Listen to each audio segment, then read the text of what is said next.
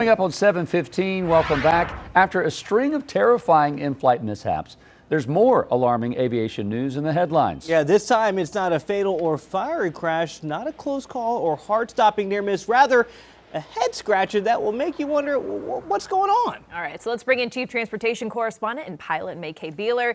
We're talking about your flight instructor's perspective here of how pilots could mistake, in this case that we're talking about right here, a taxiway for a runway. They're very different things.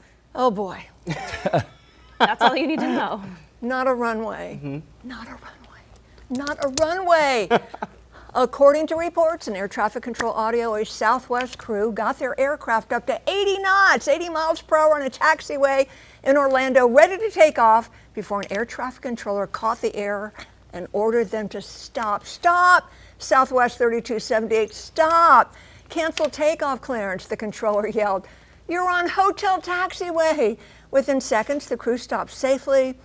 They had been cleared to take off on runway 17 right, and that's parallel to Taxiway Hotel, the one they mistook for the runway. In a statement from Southwest, the airline said the crew mistook the surface for the nearby runway.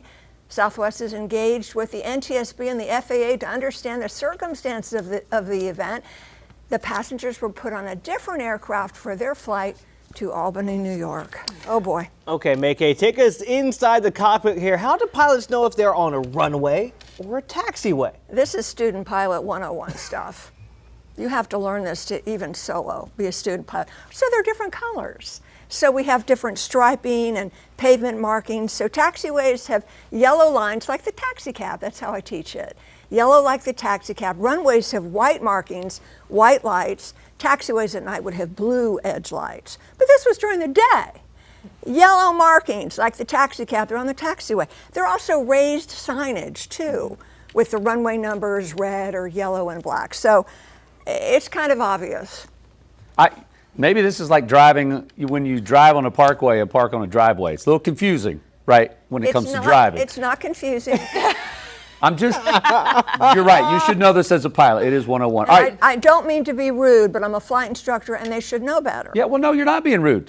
You got to be firm. This is, like you said, these are the rules. You should know this early on. Okay, years ago, one of my favorite actors, Harrison Ford, who's also a pilot, had a similar issue. Yes. What can you tell us about that? So he landed on a taxiway at John Wayne Airport in Orange County, California. So he's coming in to land, and instead of lining up with the runway, he lined up with the taxiway, and he went right over an American Airlines 737 full of passengers. No one was hurt, but they're like, what the?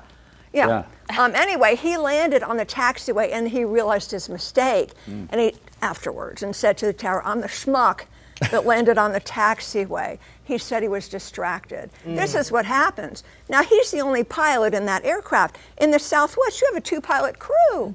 You have the captain and the first officer. Somebody needs to be looking outside and saying, excuse me, this ain't the runway.